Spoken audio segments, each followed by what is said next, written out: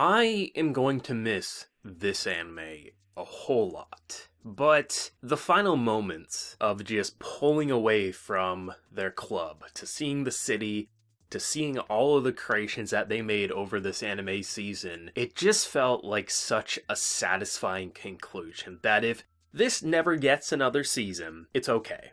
It is, because this is like the best creation of an anime that I've seen and probably ever will see, unless Masaki Yusa decides to do another one with a different project, either original or adaptation. But it felt so satisfying and conclusive, but you want to see another 100 episodes, but if you don't, it's still okay. This show not only showed me things that I haven't seen done before in an anime such as this, tackling the production and business side of content I know about, but then it also showed me things I really had no idea about, and just it brought it together in such an educational and entertaining package that it really did set the bar high. And I think the thing that I hope the most that people take away from this project isn't even just how great it is, but how much it showed you about anime production, because there is still a lot of people out there that when they see an episode like this, where there's a shot that gets pretty much held onto at multiple points in the first 5 minutes for a long period of time, and not much moves, it's very clear that they had to put the resources into basically making their anime kind of like look as polished and finished as possible, so they had to take some shortcuts because, well, when you have a pandemic like the coronavirus, workers and time is going to be stretched thin, but you want to make sure you give it your all where it counts. And it's not to say you have to say, oh, if it has a mistake, I have to just say I love it. No, but there's a difference between calling animators lazy or calling a studio lazy when they literally kill themselves to make this production. As cute as it is to see Midori just crash and burn after watching her anime, that's what animators do. That's what the anime industry does. But it's not always sunshine and rainbows that they're happy they're doing it. So I really hope that people watching this show, whether they've already known it, and they just needed a little refresher, or just really didn't know how hard anime production is, I hope they take into consideration before criticizing people's well-being, because even though a lot of people will say, oh, it's just a random voice on the internet, a lot of these people who work on anime, they have social media, and they get those comments thrown directly into their messages, and it's demoralizing, it really is. And I love how this show, it brought together a lot of people who I would traditionally see criticize animation that isn't crystal clear, because a majority of this anime is wacky, it's wonky, it's abstract, it's wild, it doesn't keep a character on model 24/7, and they were loving it. So I really hope this show really did open some doors for a lot of people, because if it did, I think Masaki's the mangaka, just everyone did something great with this production. And I mean, I may not be the absolute biggest fan of Masaki Yusa's directing. I like a lot of what he's done, but not everything. But no matter what he does, whether it's a style for me or not, I respect his hustle for not going with a template formula that so many directors, so many studios are known for, but instead does something that screams his style. That's why the show, it was so great in his hands. And it is crazy to think that a one-off comment said, hey, you should adapt this manga, got him to read the manga and say, hey, that's not a bad idea, and that's how we got this production. Holy shit, am I happy. The first half of this episode, while not being the most visually pleasing, it was pretty exhilarating with what they had to do. I thought either they were going to have to scrape by with a new song, or it was going to crash and burn. I wasn't even taking into consideration that they didn't need to have the dance scene. They really didn't. The music, as I said with last week's review, it's good, but it didn't fit what we were looking at. But if you're having a UFO battle against basically land and sea creatures, why can't you just kind of redo it in certain ways? Yeah, you'll have to make new animation,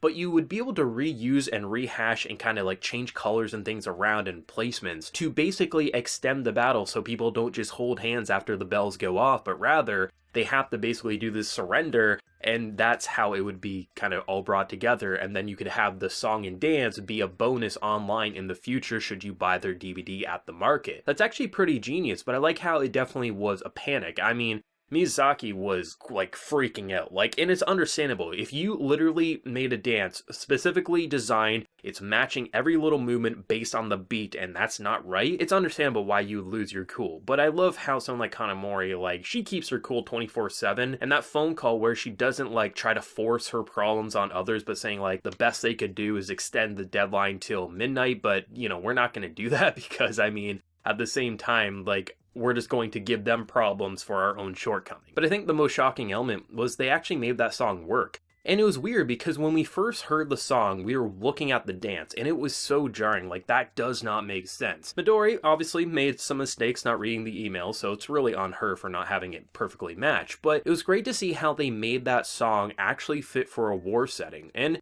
it was actually the perfect type of track for what they were doing. It just didn't fit for the dance scene, but they can do that in the future. They can get another piece of music made and kind of distribute it online. So it was really great to see how they came to the conclusion to basically rework the ending, where most of it's already done, they just had to pull an excruciating all-nighter, and then the rest of the episode was pure bliss. The first half had a lot of visual shortcomings. It didn't move all that much. It held on to one shot for multiple minutes at a time, but this show has shown us why visual shortcomings aren't because they're lazy, or it's because anime is a bitch to make, and it definitely taught us a thing or two about why certain things have to be done, why they hold on to a shot, why they make it look like something's moving when it really isn't, because they have to put their resources into the biggest and most important things when they're short on time, and that was their anime. And it was great to see it be made. I mean, this shit, we've already seen a lot of it, we've already kind of got a taste of it, but to see it in one solid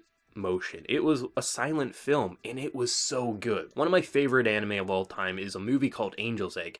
Came out in the 70s or 80s, something like that, and there's like 3 words that is spoken in that entire movie. The rest is pretty much silence, the odd sound effect here or there, and it's literally just you have to piece it together in your head. So for me, having a story like this, just have this music playing as you're watching, you can piece together there's a war, and despite us knowing a lot of the story behind it because these characters have said, had this been our first time watching it, it probably would take a few watches to truly understand the purpose of the sound and why that would bring people together. It would take some time, and I like how they went with this more non-linear approach to storytelling in favor of visual and audio directing, and in doing so we watched this war take place that actually, the way the music was playing with it, it actually was the perfect type of music in all honesty. It really was this like sad warlike music as if conflict was never ending, and you could tell the franticness in basically these two characters, one human looking, one this like Kappa design character, and how they just wish they could stop it, but at every twist and turn just more destruction. It was really great to see that take shape.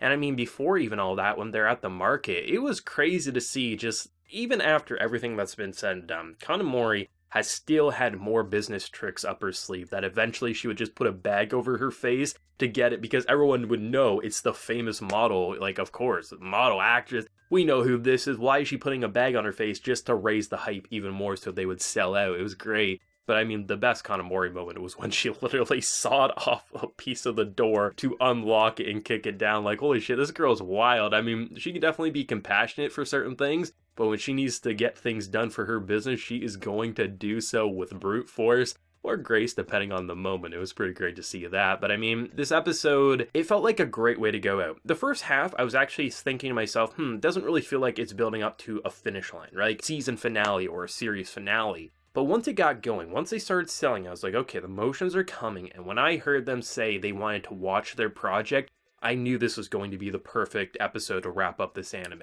And it absolutely was. This show was a visual treat. It was an audio treat at multiple points. And just the fact that they could bounce around between sound production, business and marketing, anime, designing, directing, they literally tackled pretty much everything. And as gorgeous as their project looked, you could tell it was just talented amateurs. Like, they still have a long way to go, and that's why when Midori, wakes up after her nap there, she comes in and says there's room for improvement, because she will always say that, because they're not artists who are going to say they have their magnum opus and they're never going to top it. No, they're going to see the shortcomings. We can look back at when they first debuted their anime and basically the crowd was going wild and they were watching being like, yeah, that's a mistake, and that's why the student council originally approved their club, because they could tell that they were actually hardworking. And that's great. It honestly felt like this show, it just kind of brought the anime community together in such a way Not only can you just look at Kanamori, who has been argued as the best character in a lot of fans' eyes, not only of the season, but of this anime, and she doesn't fit the cliche trope of either a personality or character design that gets the waifu of the season,